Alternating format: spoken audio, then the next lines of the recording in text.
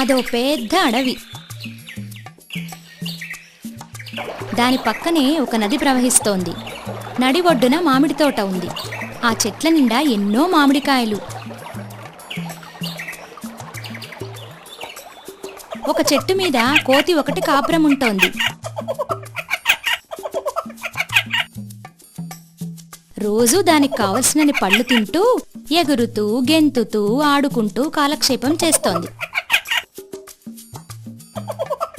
చెట్టు పక్కనున్న నదిలో ఒక మొసలి తిరుగుతూ ఉండేది. చెట్టు మీద ఆడుకునే కోతిని ఆ మొసలి గమనించింది. వారిద్దరికీ నేస్తం కుదిరింది. కోతి ప్రతిరోజు కొన్ని పళ్లను కోసి మొసలికి నదిలో వేస్తుండేది. మొసలి దాన్ని తింటూ ఉండేది.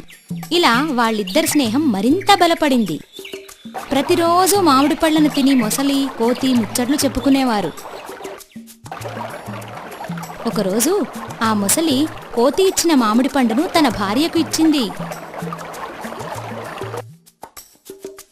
ఇంతకుముందెప్పుడూ మామిడి పండును రుచి చూడని ఆ ఆడమొసలికి దాని రుచి బాగా నచ్చింది. దానికి దుర్బుద్ధి పుట్టింది. మామిడి పండే ఇంత తీయగా ఉంటే ప్రతిరోజు వాటిని తింటుండే ఆ కోతి గుండె ఇంకెంత తీయగా ఉంటుందో అని అనుకొని ఈ విషయాన్ని తన భర్తకు చెప్పింది. మగమొసలి ఆలోచనలో పడింది. నువ్వెళ్ళి నీ స్నేహితుడైన కోతి గుండెని తీసుకురా, లేదంటే నేను ఈ నీటిలో మునిగి చేస్తా. భార్య హెచ్చరిక భరించలేని ఆ మగమొసలి మర్నాడు మొసలి కన్నీరు కారుస్తూ నది ఒడ్డుకు చేరింది. ఆ మొసలిని చూసిన కోతి, ఎందుకలా దిగులుగా ఉన్నావు? అప్పుడు ఆ మొసలి, నా భార్యకు ఒంట్లో బాగోలేదు, నేడో రేపో అన్నట్లు ఉంది. అది చనిపోయేలోగా నా స్నేహితునివైన నిన్ను ఒక్కసారి చూడాలని అంటోంది అని కన్నీరు కార్చింది. పాపం జాలిగుండెగల కోతి, నాకు ఈత రాదుగా, నదిలోంచి నేను ఎలా రాగలను? ఏం పర్వాలేదు, నువ్వు నా వీపు మీద కూర్చుంటే నేనే నిన్ను మా ఇంటికి తీసుకుని వెళ్తాను అని చెప్పింది. తన ప్రాణ స్నేహితుడైన మొసలి చెప్పగానే ఆ కోతి నమ్మి నదిలో ఉన్న ఆ మొసలి వీపుపై కూర్చుంది.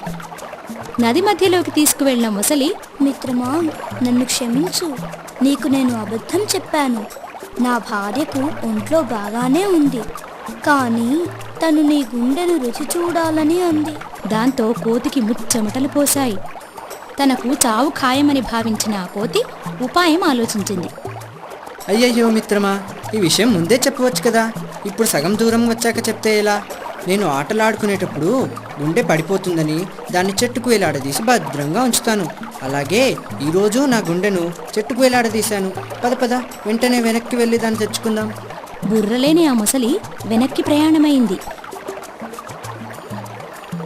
మొసలి ఒడ్డుకు చేరగానే కోతి బతుకు జీవుడా అనుకుంటూ వీపు మించి దూకి చెట్టెక్కేసింది.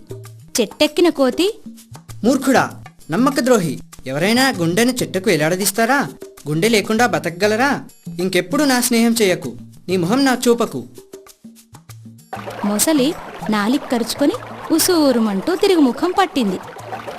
నీతి: ఉపాయముంటే అపాయాన్ని తప్పించుకోవచ్చు.